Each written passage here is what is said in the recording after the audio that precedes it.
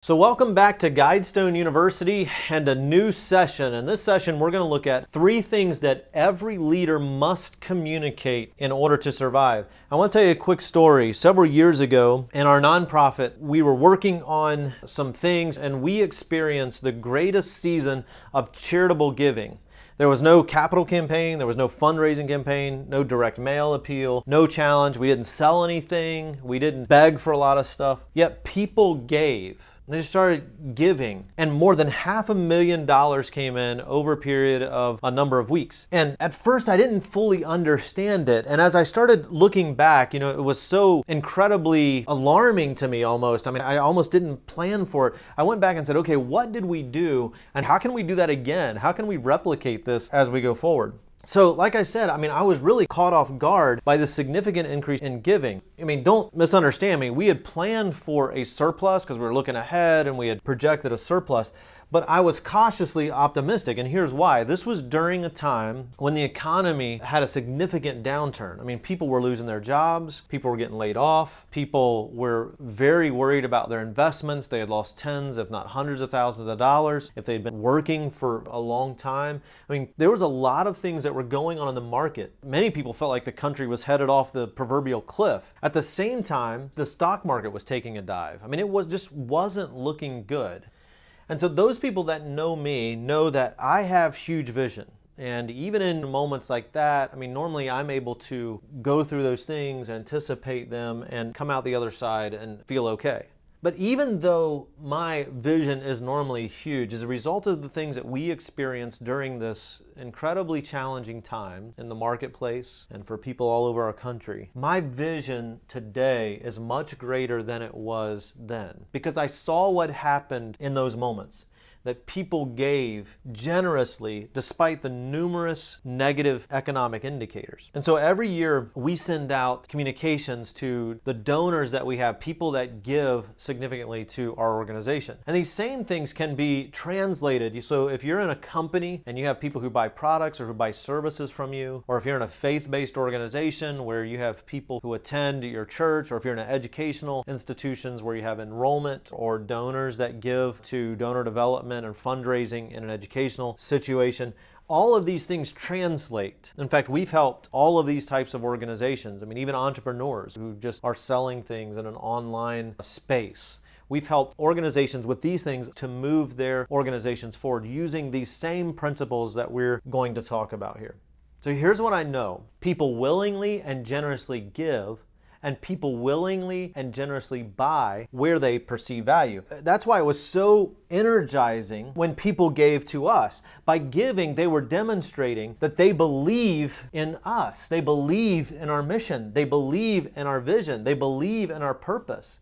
And they value it enough to give to it or to buy from it over every other organization in the market, over every other cause in the world. See, the mission and vision of our organization is huge. It's valuable. And you feel the same way about your company or about your organization or about your work. And part of my role involves communicating that value so that people have the opportunity to join in the cause, to see the value, and to buy or to donate to the cause. So as we were thinking about these things and we were looking at, okay, what happened and how can we communicate this year? How can we communicate this quarter to our key stakeholders? What does that communication need to include?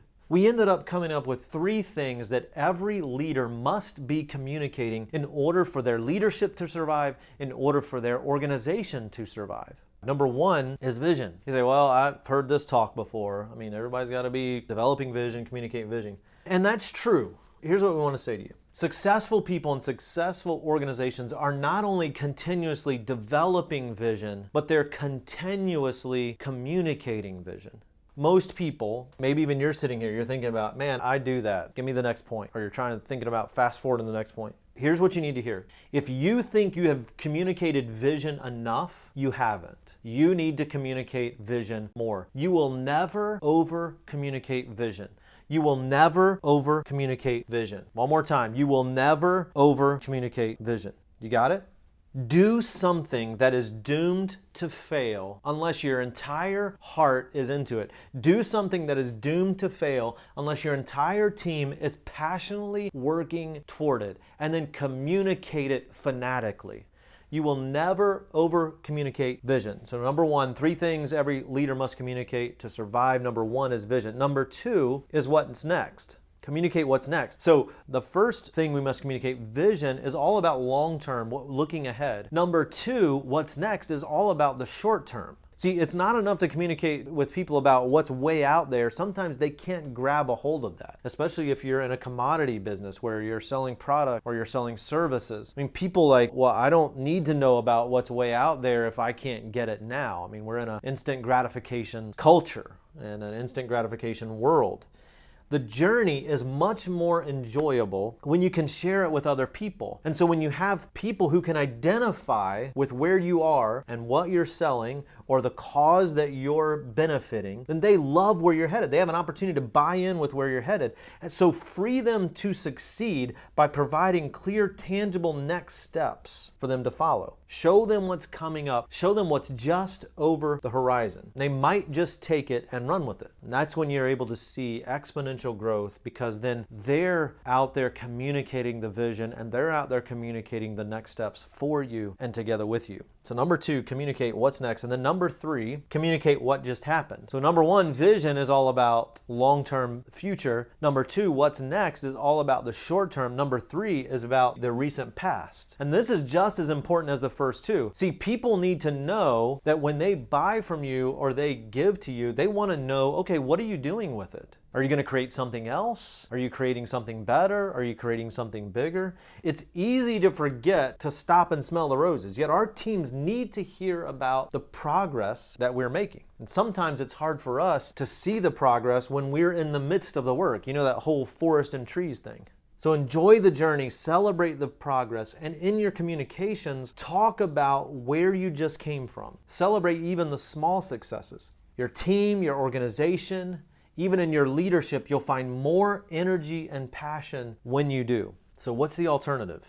I have an organization right now that I've been talking to for over a year. They're struggling. They're losing key stakeholders. They're losing revenue. They're running behind in nearly every key indicator. And I've shared with them these 3 things over and over again, and yet they've refused to do it. When if they would do it one time, in fact, I've even thought about saying, look, I will pay for all the work that it takes to get this done. And then when it works, then you can just give me 90% of the profit or whatever that happens from it. But the alternative is, if you're not communicating these 3 things, your company or your role may be gone in less than 5 years. You cannot survive. If we're not communicating what's ahead, if we're not communicating what's next, and if we're not communicating what just happened, we will not make it. We cannot make it because we don't have the respect and influence that people are looking to us for. So here's what I want you to do. I want you to, whether it's craft an email, or if it's craft a letter, or if it's craft a simple newsletter, whatever it is that works for your organization, for your work. And I want you to include these 3 things. Include number 1, vision. Include number 2, short-term, what's next.